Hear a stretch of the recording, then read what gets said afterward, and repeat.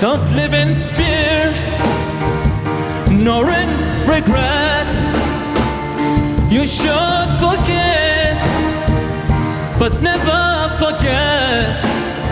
Don't live in fear, nor in regret.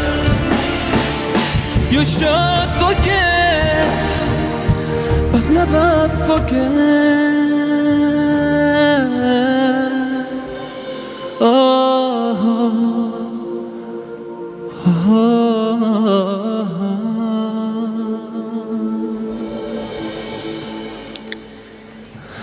Ogniesztem ratować, świetom gradować, nek poteku riekę żywota. Usud to jest suza zna, swaką duszu poziwa. Merhametu i światło moje Sarajewo. I cried for you, I died for you. How you suffered, how you suffered, Sarajevo.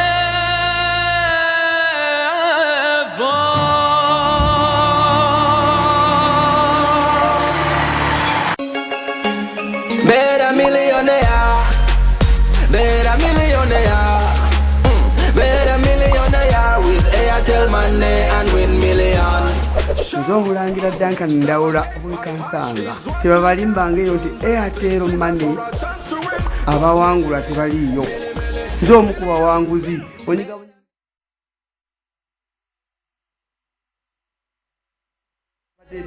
asasula amazzi amasanyalaze n'eyatayimu ng'angulira kuli. Olwaleero bannange ndi muwanguzi nze miliyoniya. Omuwanguzi bajja kukubira essimu nga bakozesa nooti 752 mukaaga nooti 222. Amateeka n'obukwakulizo bigobererwa. Airtel, the smartphone network.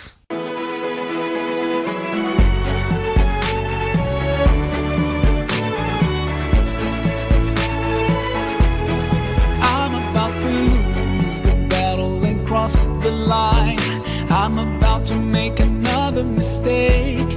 And even though I try to stay away, everything around me keeps dragging me in. I can't help thinking to myself, what if my time would end today, today, today? Can I guarantee that I will get another chance?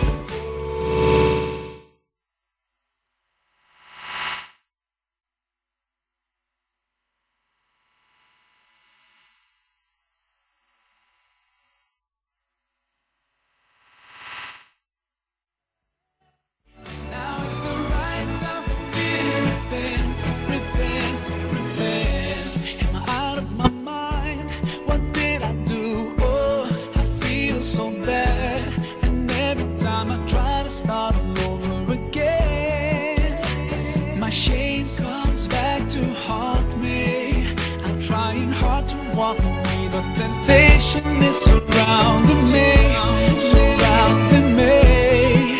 I wish that I could have strength to change my life before it's too late. Too late. Forgive me.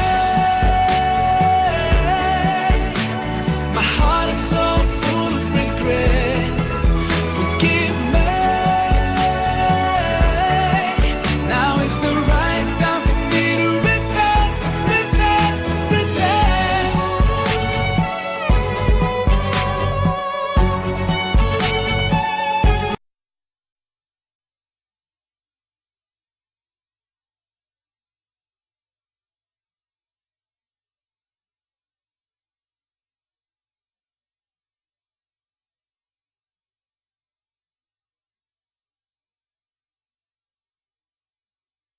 Sharif Semialo Abdul Karim from the House of Zakah. I think he can give us some salam, inshallah. Thank you very much. الحمد لله الذي شرفنا على سائر الأمم بالقرآن المجيد وقوم به نفوسنا بين الوعد والوعيد. أحمده على ما تفضل به من النعم وأسهله المزيد، وأشهد أن لا إله إلا الله وحده لا شريك له، وأشهد أن نبينا محمد عبد الله ورسوله صلى الله وسلم وبارك عليه صلاة وسلاما دائمين إلى يوم الدين. أما بعد, our dear viewers, Assalamu alaikum wa rahmatullahi wa barakatuh. Wa alaikum assalam wa rahmatullahi wa barakatuh. We thank Sheikh Sharif Semialo to join us here at US Television. Alhamdulillah.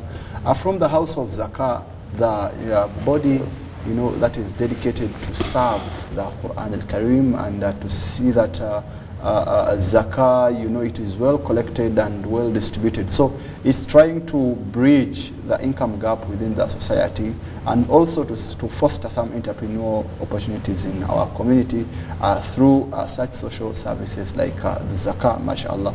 So I think today we shall discuss with Sheikh, we have a lot of things in zakah. Zakah, it is, Sheikh, zakah is something that is very, very, very, very, very big actually. If we decide to tackle about zakah, we've been talking about zakah, for the past 5 years, But alhamdulillah, zakah is very wide. When we tackle this, today we come and talk on this and talk on this, you will see that we have a lot of things that we've not talked about.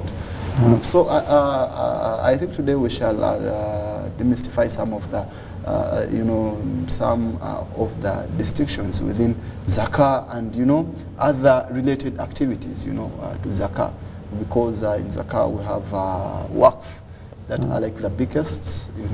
We also have the sadaq, which is the charity. And some people, they confuse the things, and exactly. And I think we should not blame each other, because actually these are things that are very, very, actually they separate from each other with a small margin. You get that Waqf has a small margin from zakah, but it has the same, the same aims, significances, the wisdoms behind them. You will see that all these matters that are related to zakah, alhamdulillah. But I think we shall first get the overview of zakah, inshallah. Inshallah. No. Jazakallah khairan. In the name of Allah, we start. I would like to pick it from the sense that in most cases, certain issues, the more they are reiterated, the more they tend to become usual in our communities. And of course, when they become usual, by that we mean people get used to them. For example, if statements are made by the religious leaders, people at times get used to them.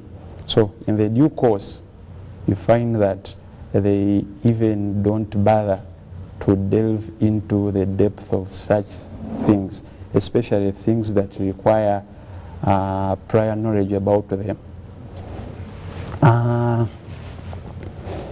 In this case, in the long run, they get confined in laxity, and you find that they fail to implement such things,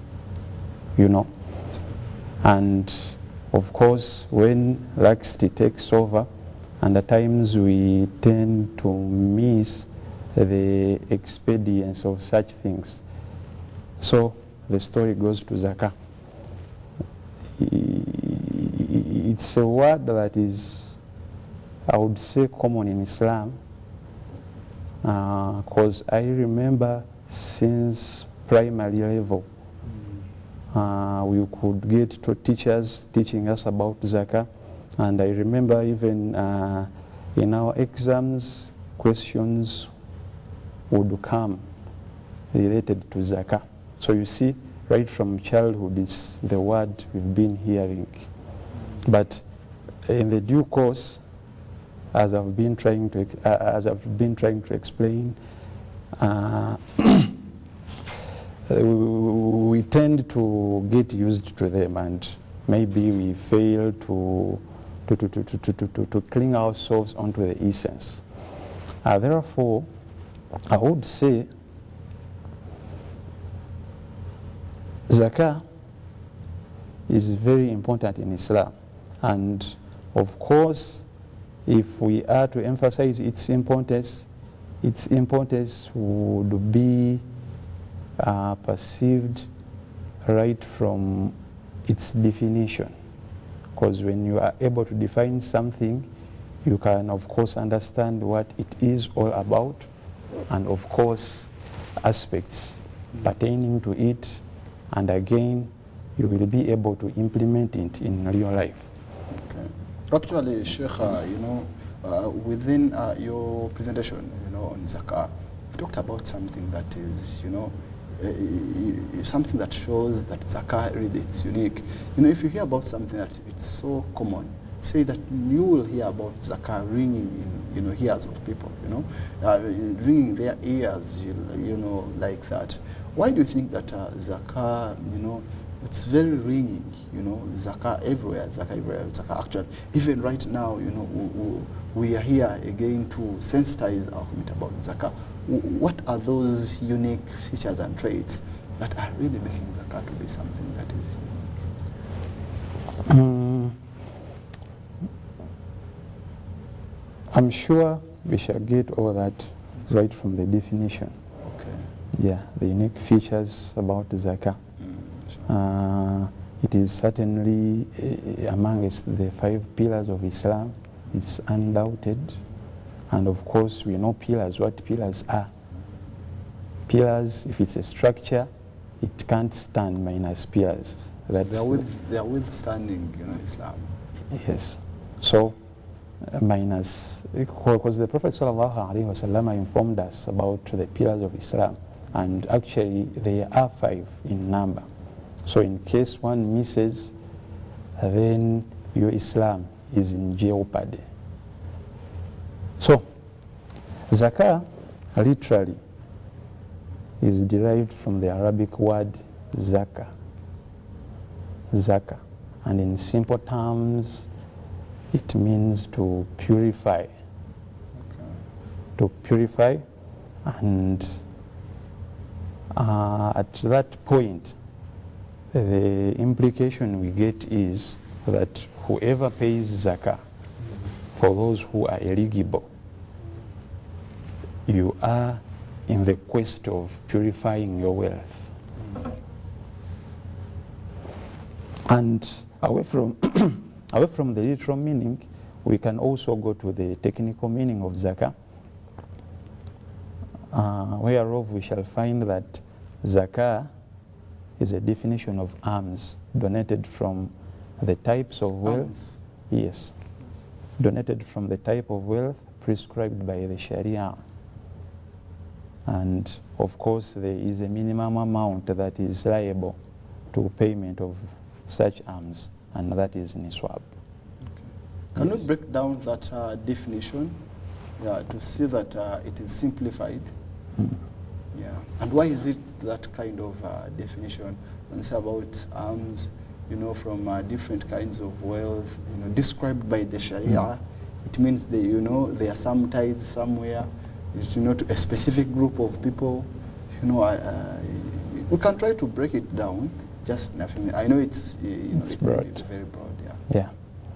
It's very good. Owing to that, we need to magnify our conceptualization of what zakah is, because at times we tend to only constrict it to that definition, and we end up losing the essence. Therefore, on the other hand, I would say, in simple terms, the simplest definition you can get for zakah, it's the poor man's due from the wealth of a wealthy person. The poor man's due. In other words, the share of a poor man from the wealth of a wealthy person. Okay. Now, would we, because it doesn't necessarily mean that someone should be poor. It's only for the poor. That zakah is only for the poor, and it's it's gotten from the wealthy people. Our community has some perceptions when you talk about someone who's wealthy. Yeah. When you talk about someone who's wealthy, you say, hey, we are talking about the rich guys who are loaded, like that. So there is a kind of marginalization that we are creating by virtue of that, kind of statement. So I don't know how we can. I see. It may not. Actually, there could be some other term to try to explain such kind of people, whom we call the recipients of zakah. Okay. Yeah. So they may not be. Actually, when you take a look at the categories of people entitled to receive zakah, they have a quality that they hold in similitude. Sorry. For example, the 8 categories, we have the just like we can read from Quran, that is chapter 9, verse 60. The first category are the poor people. These are the people who don't have means of life, or means of sustaining their livelihood. And of course, below them we have the needy, the al-masakin. So the needy, these are the people who do not have sufficient means or resources to sustain their livelihood. And of course, there are the zakah administrators. So those ones are not necessarily the poor, but by virtue of administering. They have a virtue they hold, not a virtue, they have a quality they hold in similitude, like I've been mentioning earlier. Okay. For example, if they are collecting zakah, let's take an example in Kampala, and the recipients, the beneficiaries happen to be in Gulu. Of course, they would need facilitation in terms of transport, you see. Okay. Yeah. We also have the new converts to Islam, because they are starting a new life, they need support and of course encouragement. Some of them are chased away from there. They are denied some rights, as you know, some of the repercussions of reverting. Exactly. Yes. We also have the slaves. When we are purchasing their freedom, yeah, like it has ever happened when you read in the history of Islam. By the way, in that I've got some scholars who are actually who embed in, they say because slavery, as you know, all the things, like slave trade, it was abolished. So this group looks to be a virtue. So some scholars try to put in prisoners. Yeah, maybe if there is a prisoner, and maybe they need some money to bail him out, such that they can move out. Yeah, he can also fall into that kind of category. I don't know how you consider that. He has something to hold in similar to a slave, because it's the ideal function is to purchase their freedom. Yeah. Okay. We come to the next category, and those are the people who are confined in debts, and we need to pay off their debts. We have guys. Exactly. We also have those who are in the way of Allah, in the cause of Allah, but in the due course they may run out of resources to sustain their mission. So such people also have their entitlement. So basically that is part of our definition, Sheikh. Now, Sheikh, as we are discussing something, that is due, discussing about zakah and the biggest or the waqf, yeah, because we want to see how zakah is different from waqf, and how these two aspects are performing in our communities today, and which one amongst the other needs more effort to see that. Because you see some countries, when you go to the countries on which we benchmark when we are extracting our zakah activities, like Malaysia, like Indonesia, some European countries, some Asian countries that have have registered some stability in zakah, you will see that they capitalize a lot on, they really capitalize a lot on waqf. Yeah, so I don't know actually how we can, we can create that kind of distinction, when we're discussing about zakah, inshallah ta'ala. So I think we need to give more to see how we can tell our community, because our community needs some kind of sensibility about the issue of zakah. Some people give out charity, thinking that that is zakah, and people actually, even the imams, they also emphasize this point when they're in the mosque, that وَأَقِيمُوا الصَّلَاةَ وَآتُوا الزَّكَاةَ. After praying, please give out zakah. So people know that these small coins that they give out, the money that they usually give out on daily basis. So someone's telling that I give out zakah, hundreds of times, which actually I can't even recall in my mind. So yeah, such issues we need to make it clear. Exactly. Such that you've given out zakah, you're not giving out zakah. What do you owe the house of zakah? Inshallah. Inshallah. No. It's very interesting. It reminds me of another aspect in Islam, that it's a requirement for a Muslim to get to know prior knowledge about any activity that he would wish to indulge in. Actually, I remember from the prophetic traditions, there is an area where they made mention of that for something something that is compulsory to be in place, and there is its complement, without which this compulsory aspect wouldn't be in place, the other complement also turns to be compulsory. So when someone is eligible to pay zakah and he meets the niswab, of course it's important that that person gathers enough information regarding that. And of course the information would also encompass those aspects of differentiating zakah and waqf and perhaps sadaqah. So one of the differences that distinguish zakah from waqf is zakah is compulsory. Because actually we've known about zakah. I think we also need to give a glance to waqf. Exactly. Yeah, before creating that kind of distinction. What is waqf? What are awqaf? Waqf,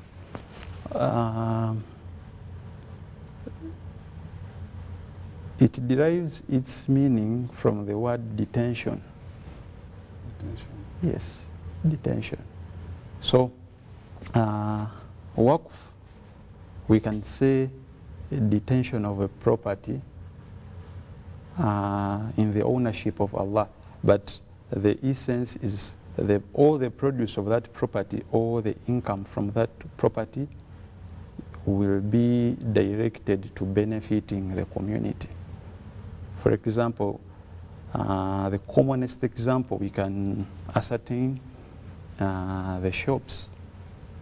We've seen the different masajid in our localities having areas where shops are constructed, and income from such premises aid in building the Muslim Ummah. So waqf, is it only confined in properties, or it can go beyond that? It can go beyond that, but actually in most cases it comes in form of sadaqah. So long as it's benefiting the community, and the ownership is with Allah. Actually, one of the important aspects with waqf is it requires permanent dedication. Like if you give it, if you're giving it out, you give it out with permanent dedication. You won't reclaim it again. Yeah. So it's going to be for the sake of Allah, much as it's going to be as well managed by people who we can say the administrators in our communities, the Muslim administrators like the Imam and his likes. Mm. Okay. So being that you know this is a kind of waqf, there are some people who, you know, I may be with a building, in a very big building, and I tell maybe the Islamic administrators that I've given you the proceeds, maybe the incomes from this building, but I will retain the ownership. Well, how is that regarded? Someone gives you the incomes, that okay, this building, you know, has a monthly income of like 7 million or 20 million. That okay, I've given that to me monthly. You will be getting it on a monthly basis, but the ownership, I will remain with the ownership, maybe until a certain period of time. How is that regarded? Maybe we can say sadaqah. Yeah, that is okay, because waqf, you know, does it engage in actually the transfer of ownership? Exactly. Okay. Exactly. Because at a certain point you will come to know that the property surrendered in the cause of waqf, we can say it is ownership is non-transferable. Yeah, it's one of the requirements, the qualities that are met for waqf to be genuine. Okay. Okay. MashaAllah. Now, Sheikh, being that you know that is waqf, how do you see how, you know, these awqaf or these bequests that we are talking about, how have they helped, you know, in the development of the ummah, of the Islamic community? I can take the nearest example of a particular mosque in my locality.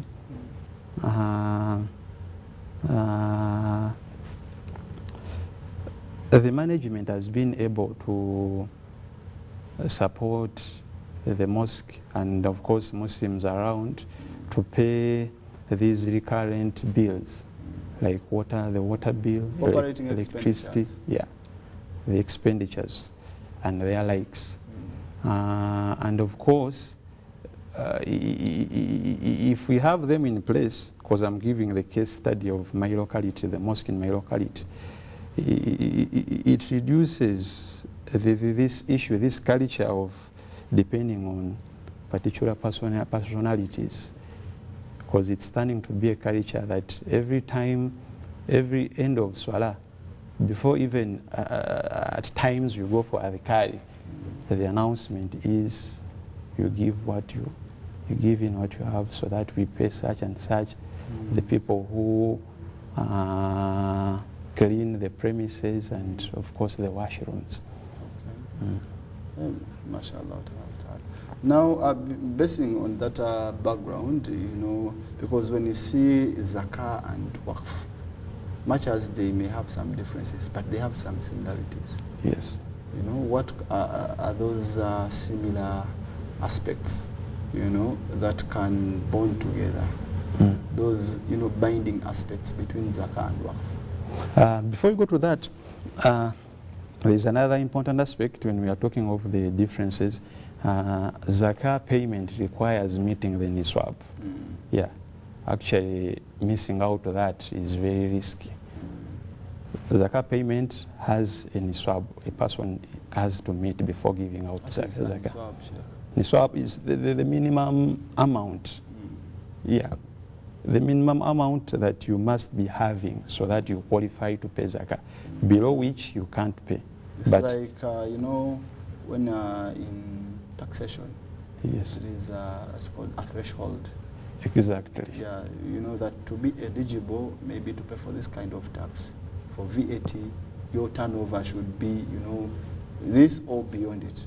you know. If you are to pay for like the pay as you earn, the threshold, they may tell you that people earning salary, you know, above this kind of limit. So is it the same like that? It has a similitude because even zakah, to qualify to pay zakah, there is that important requirement of meeting the nisab. You should meet the nisab. It could be the exact figure or a bigger figure above it. But below that, then you are not eligible to pay zakah.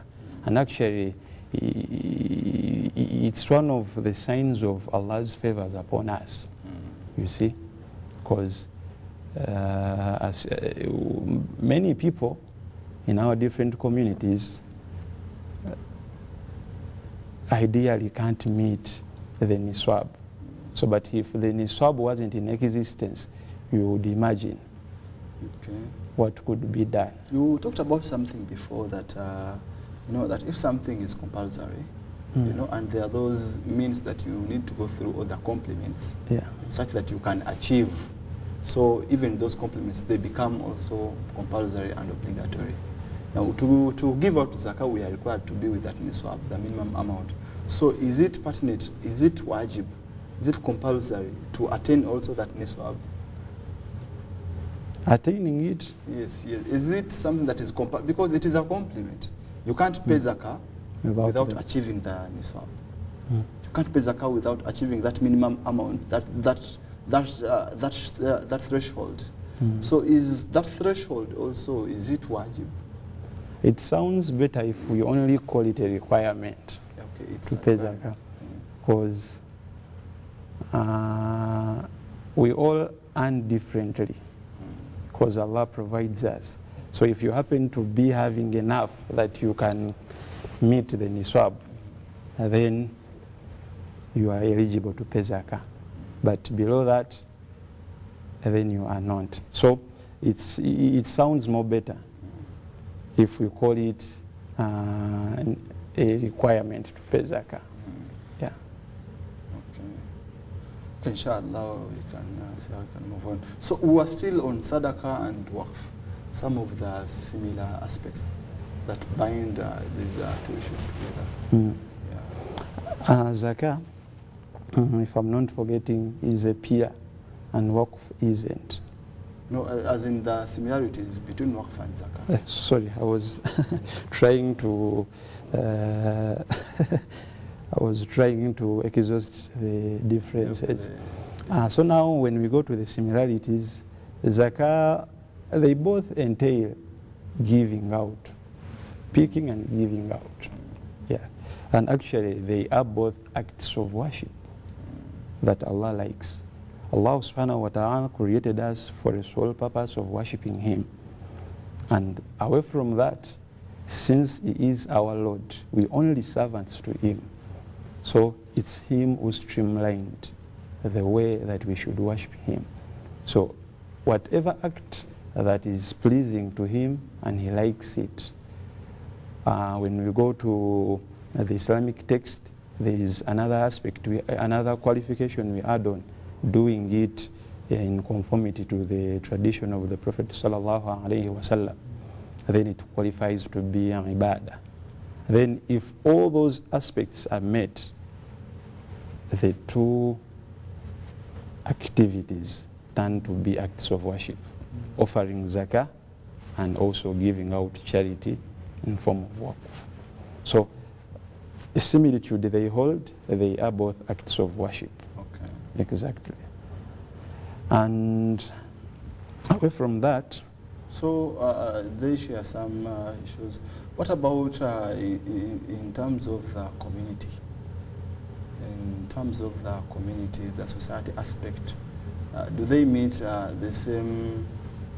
Because we may say that waqf, you know, it may, because when we've been talking about waqf, you know, they usually sustain, you know, some of the mosque activities, you know.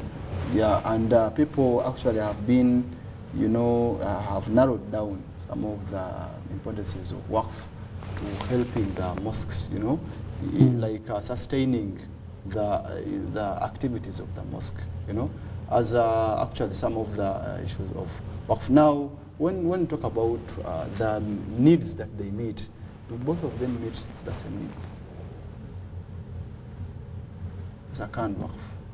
Zakah, like if we refer to the verse I made mention of in Surah, the 9th chapter, verse 60, Zakah has, Allah subhanahu wa ta'ala enlisted the recipients of Zakah, of which waqf recipients were not enlisted, if we are to compare that.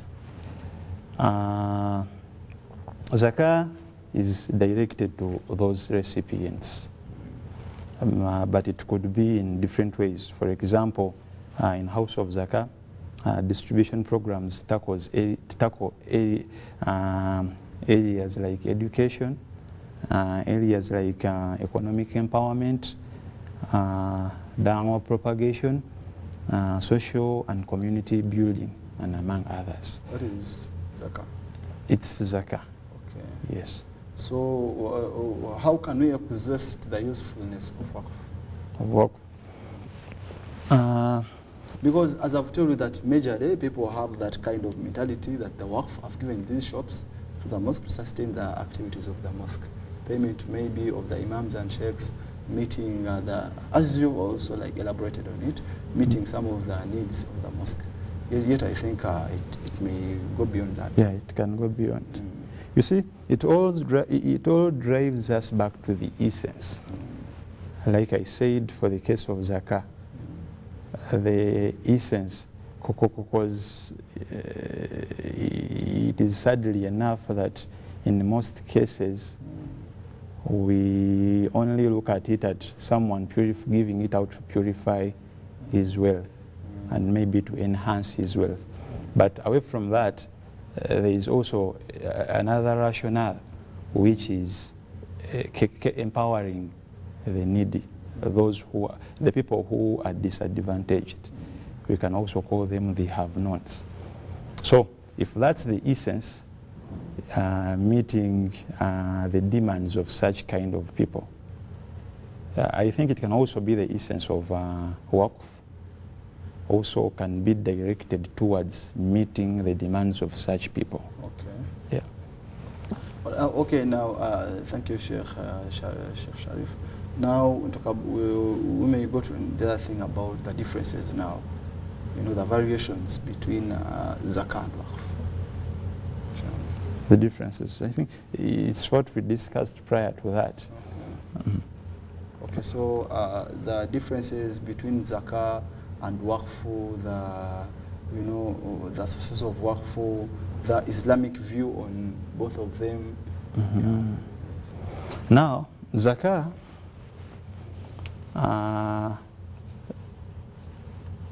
since it's a compulsory assignment offering zakah,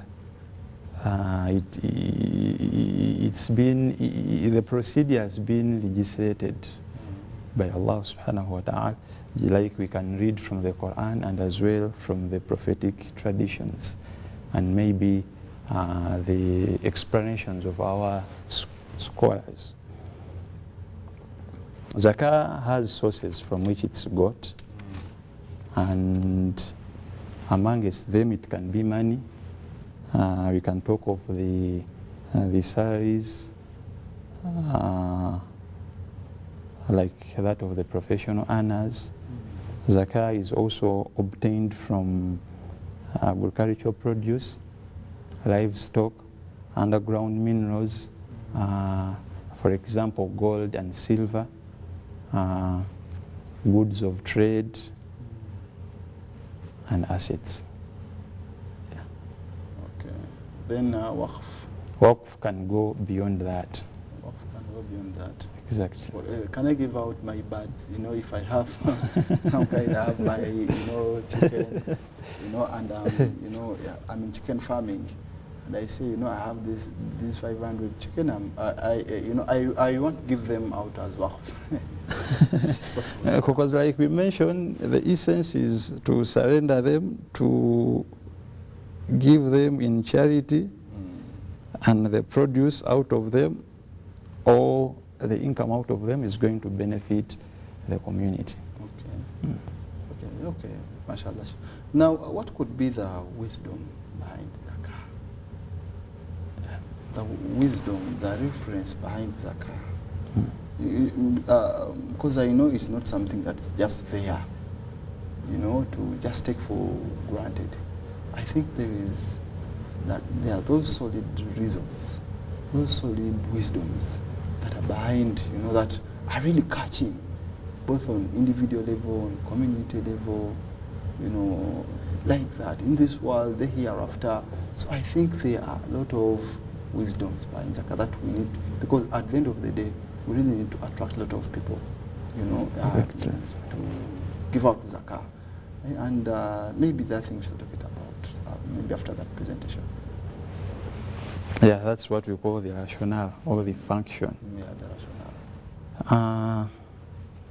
Actually, it's important that at times a Muslim tries to identify the rationale behind whatever is done, because it's another factor that will help you to maybe boost the degree of responsiveness to engaging in a particular act. So, like I said, to cater for the needs of the disadvantaged people. You see, our deen Islam, just like the name is, peace. Many aspects in Islam that emphasize peace amongst ourselves and our communities. And this issue of zakah has something to do with that, promoting peace in our communities. I can say the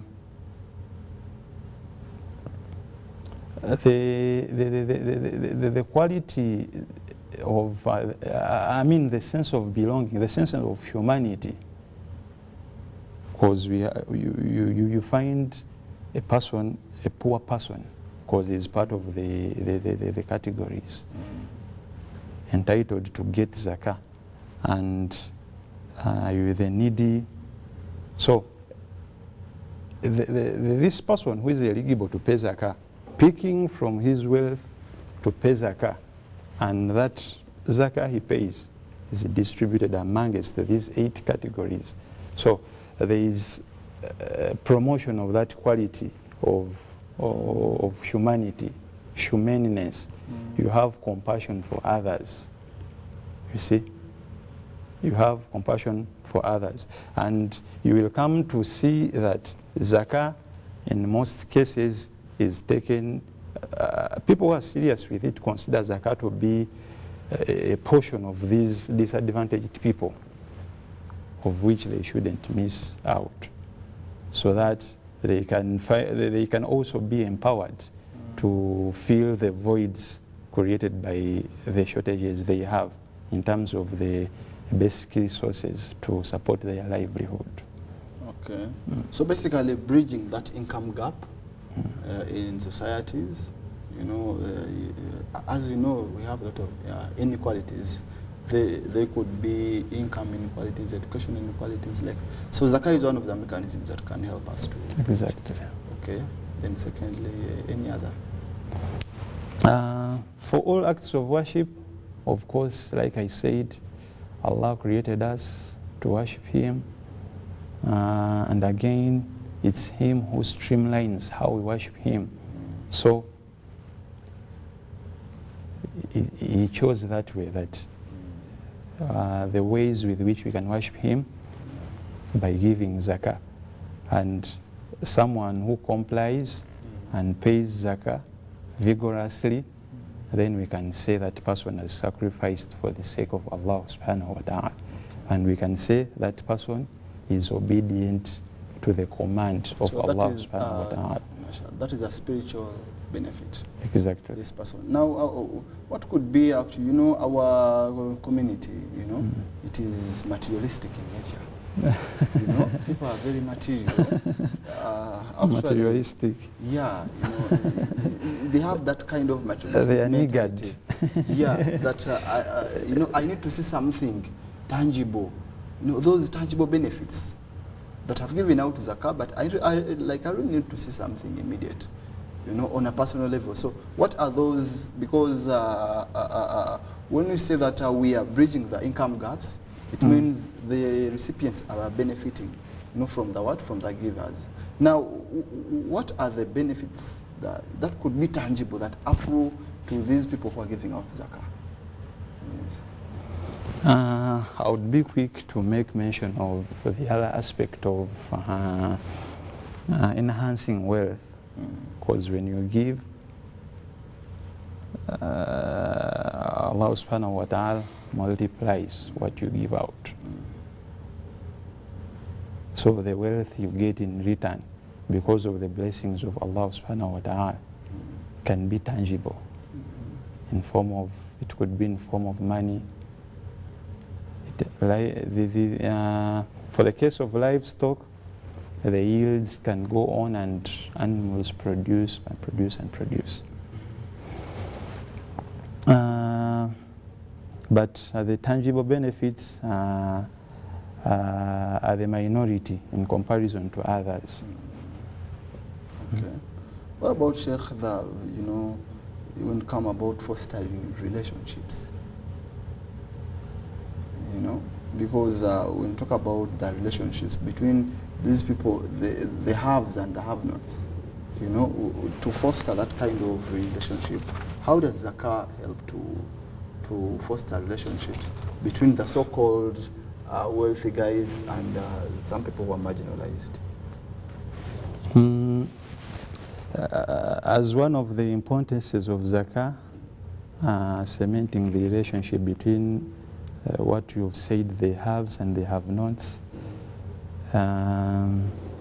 it's common in our daily life that the people who have less at times have some weak qualities, resentments about those who have enough, and kind of contempt, resentments, bickery. We can talk of jealous.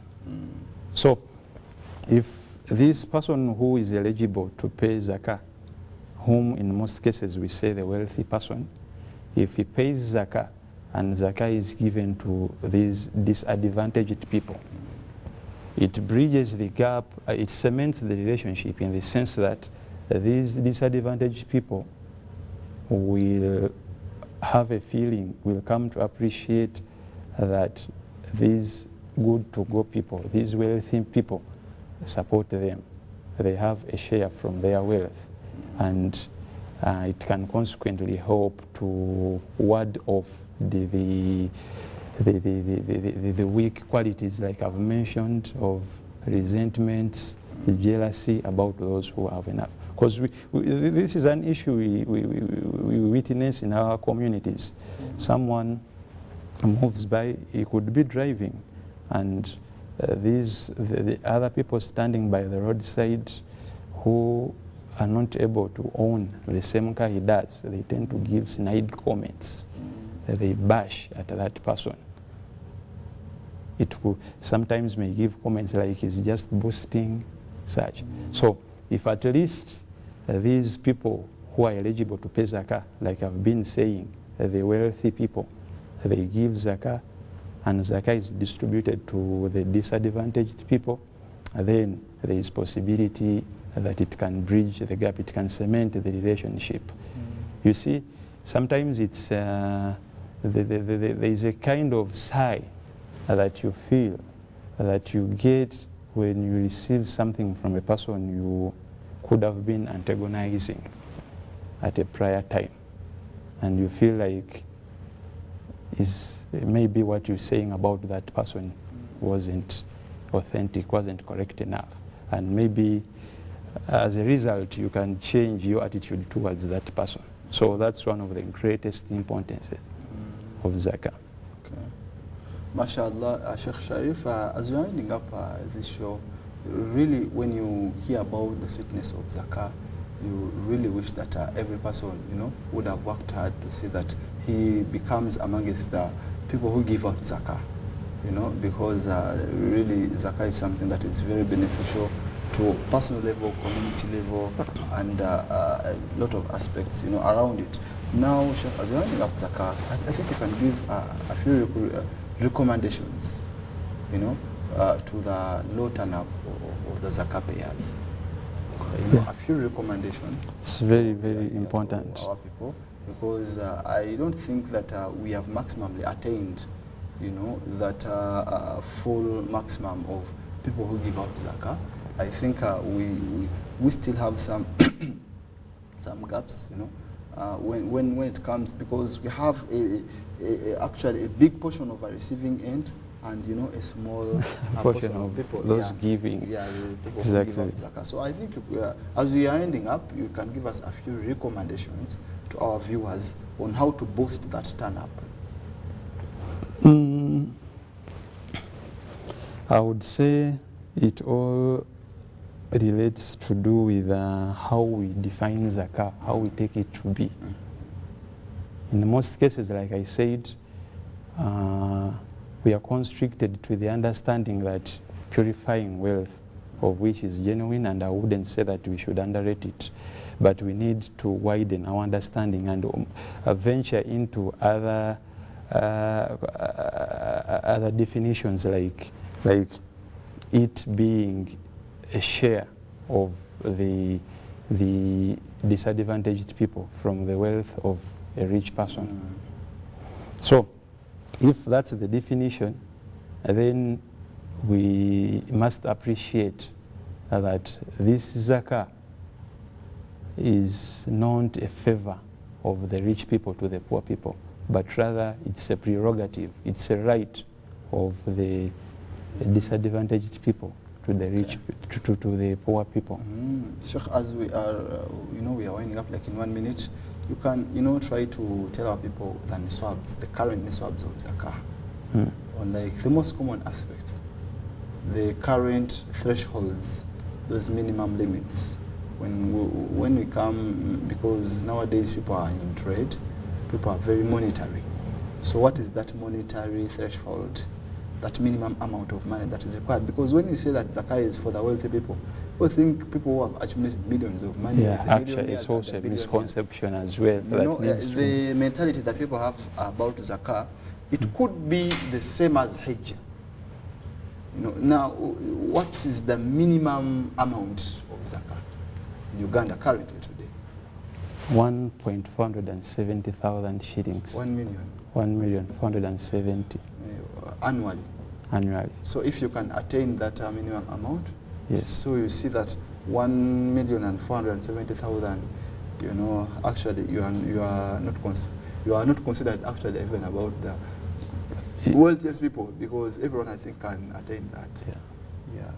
You see, if we appreciate the rationale, especially when we look at it as a right of the disadvantaged people, their share, so that they get to be bailed out the dark moments they are succumbing to, then that's enough to lure us into giving zakah vigorously.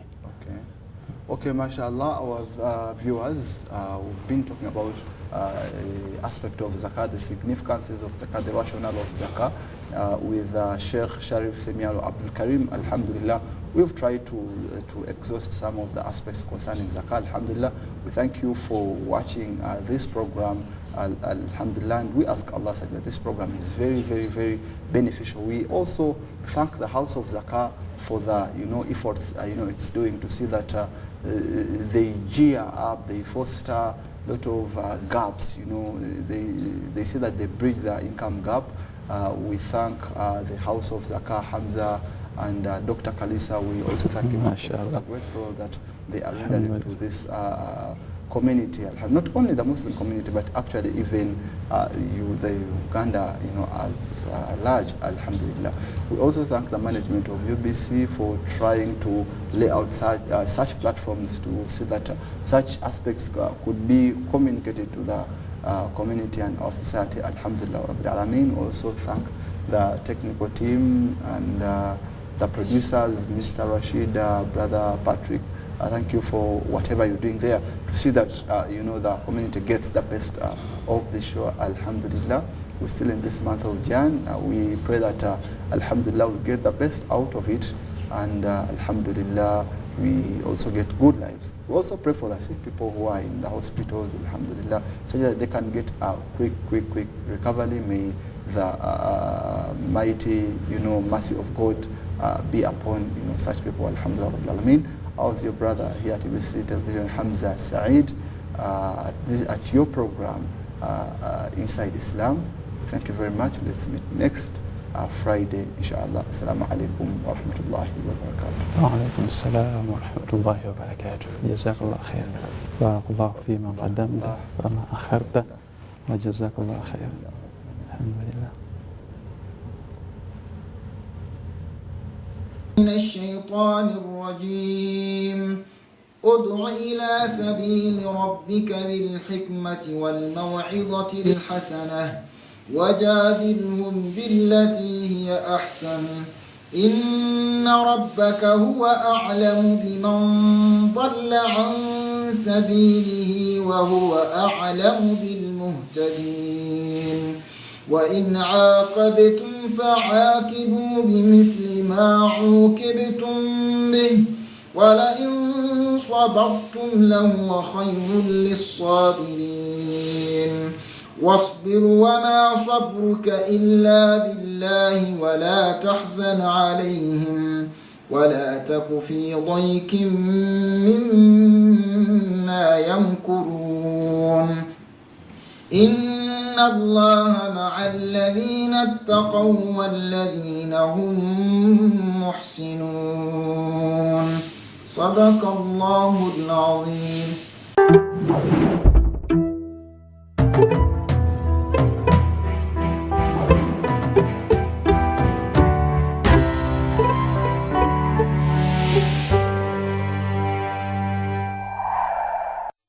%50 bonus on data. You mean if I buy 1 GB of data daily using Airtel Money, I get 500 MBs free?